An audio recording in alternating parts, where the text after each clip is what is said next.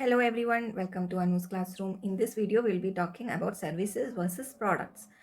It is also a part of MMPC 9, but this is not a new concept. You guys might have already studied about how services are different from products in multiple courses in your first semester. So this is just a rewind or a quick recap of all those things. You can write everything that you have learned in your first semester when any question gets asked on services versus product aspect, but make sure that you frame the answer in such a way that it is relevant in when you look at it from the viewpoint of machines and materials management.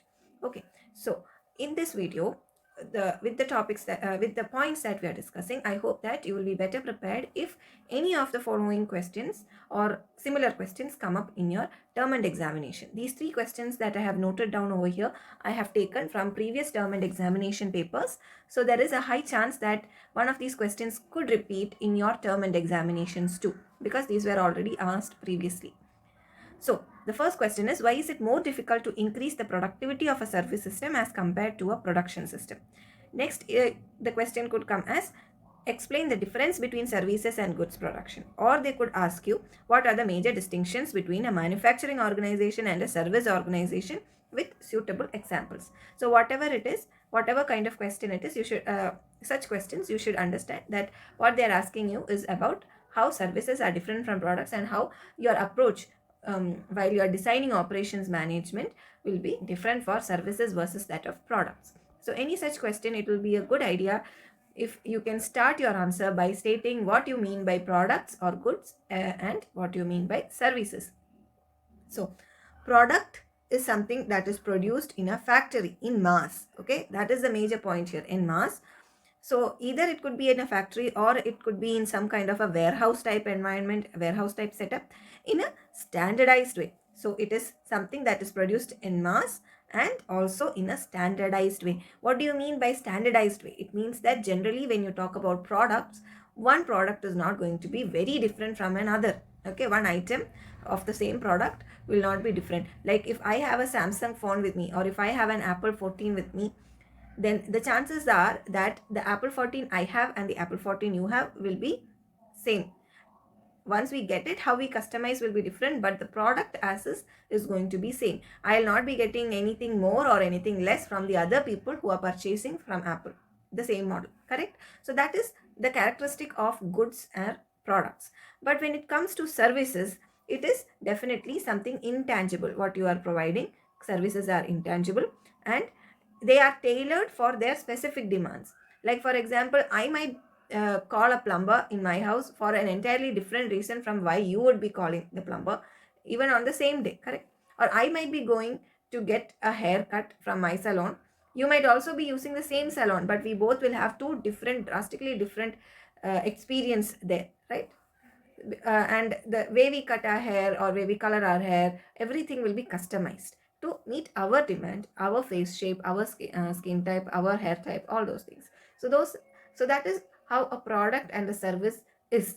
So any such questions, you can definitely start your answer by saying this difference and saying what it means to be a product or a service, correct? Then you can go ahead and talk about how services are and products are different from each other when compared against certain basis, like how the nature goods or products will always be tangible, whereas services are going to be intangible. The ownership of a good or a product can be transferred. Like I can sell my phone to you, but can I sell my haircut to you? No, I can't. It is not transferable services. Similarly, the products can be separated from their producer or their provider, but a haircut cannot be separated from your hair stylist, correct? Similarly, products can be stored for a later use, but you cannot save your doctor's appointment for a later use. You bought a doctor's appointment for tomorrow, you have to go and see tomorrow. If you don't go, it will lapse and you have to book another appointment, right? You can't store it in the shelf and take it up whenever you want, correct? Similarly, though some goods are perishable, not all of them are, but services, they perish. They have an expiry date, they go. And similarly, products are consumed after they are produced, whereas services, they are consumed as they are produced. Production and consumption happens together. So such a tabular form of bifurcation or distinguishing also you can include in your answer for such questions. Now, Coming to why it is difficult to increase the productivity of a service system when you compare to a production system, you can at least, so there are many reasons why I have listed down 5 important features that I find covers a good amount of ground. So those are, first and foremost, it is very difficult to measure the productivity of services, especially due to its intangible nature. Can you say, you can just, okay, it's like, even if I and maybe you go to the same hairstylist, let us stick to that example. I might, when I went there, maybe everything was perfect, pitch on, even the hairstylist was in a very good mood. She was bright and bubbly, and I had a very good experience. I might give it 5-star rating. But you might have come into the same salon, and maybe on that day the AC might be not working, or maybe the hairstylist is not in a good shape. Things could go drastically wrong also. Doesn't mean that hairstylist was no good or the salon was not good, but you will definitely be giving a negative review, right? So, and even then, like I can only vaguely compare, like, okay, yeah, I prefer this salon versus the other salon. Maybe you might prefer the other salon than this salon. It is not actually very easy to, put it in, what you can say, put it to scale, or how much you are satisfied, or how much productive you think that person is. Maybe you are the type that likes to take things slow, so if the hairstylist takes it a bit slow, giving you a massage and everything, you might like it. Whereas some another person might be having a time crunch, they just want to get it over with. So maybe even if the hairstylist turns around to take a breath, they might not like it, right? So how do we measure that productivity? All those things are very difficult in terms of, when you talk about services, than it is for measuring that of a product, correct? So it is because of this difficulty in measuring the productivity itself, we are challenged with how we can improve something which we can't clearly measure, correct? So that is one thing. Then another thing is that an increase in the number of customers served does not translate to an improved service quality. In fact, it might even lead to deteriorated quality. Suppose, say, you're going into the salon and it is a very busy day for them. Okay, half the things you say maybe they'll forget also. Why? Because it is a very busy day for them. So does that mean that more customers means more quality? No, it doesn't. Sometimes it can even go for a reduced quality. You might also want a, what you can say, you might have also might have wanted a threading, but unfortunately the time crunch, you will have to wait a long time than any other day, correct? So that is also another issue there. And being a very labor intensive industry, the service itself is something that is customized, it has a human touch, correct? So it is a very labor intensive industry. So productivity cannot be improved by decreasing the input, because the input itself is the service provider. So if you have less number of service providers, definitely the service quality is going to go down. But when you talk about producing something, a good, for example, if you can produce more number of items with less number of inputs, that is good. But in services sector, it is not at all like that. And using machine technology and other labor saving devices is also very difficult.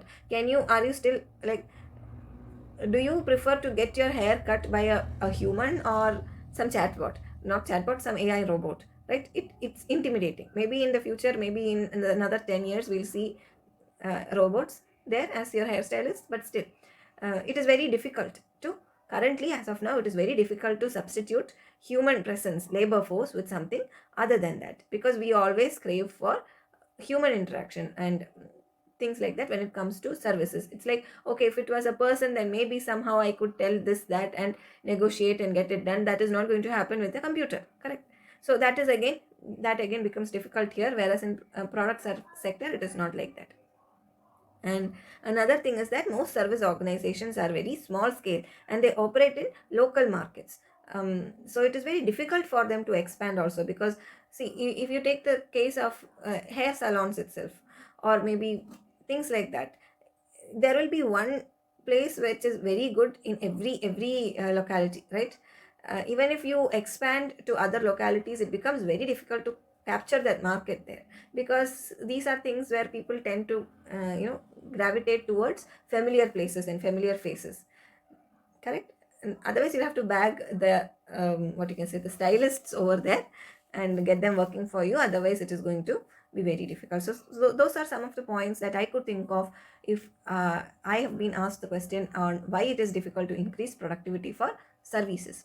So I hope that you got a understanding on why it becomes difficult to increase the productivity of service systems, and explain the differences between services and goods production. And also you guys, I hope will be much more at ease if a question comes asking you to distinguish between a manufacturing organization and a service organization. So whenever a question comes in your term and examination, make sure that every point you complement with examples, which what you can say, further reinforces the point that you're trying to emphasize. That is a very good technique. Not just to it gives the impression to the invigilators that yes, this person knows what he is talking about, and not have actually put some thought into the concepts that are covered in the course. Okay, and also will help fill up the pages. Like if it is a 20 mark question, I definitely suggest that you try to fill up at least 3 to 4 pages. Okay, not sheets, at least pages. And otherwise, if it is a 15 mark question, then at least 2 to 3 pages, something of that sort.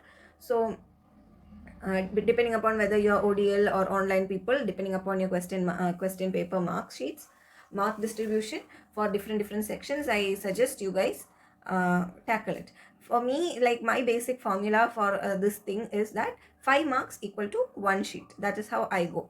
Okay, so if it is a question for 5 marks, at least one side of the sheet, not one sheet, one page. Okay, one side of the sheet, that is one page, you guys should write. That is the way i I generally advise. And so for writing that much, you need to know that much about the concepts also that is being tested upon. So definitely it is a very recommended approach that you provide, if even if it is not asked, you provide adequate examples and explain the concepts through examples.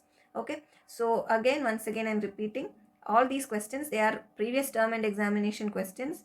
At least within, I had collected at least 10 question papers, previous 10 question papers, and I was browsing through them, and that is how I picked all these questions. So there is a good chance that one of these questions could come up in your term and examination as well. So just give it a thought. If such a question comes, be prepared and give it a thought in your mind and see if you can answer them comfortably, no matter for how much marks it is asked, the minimum being 5 and the maximum being 20. Correct? So I hope that this session was useful for you guys.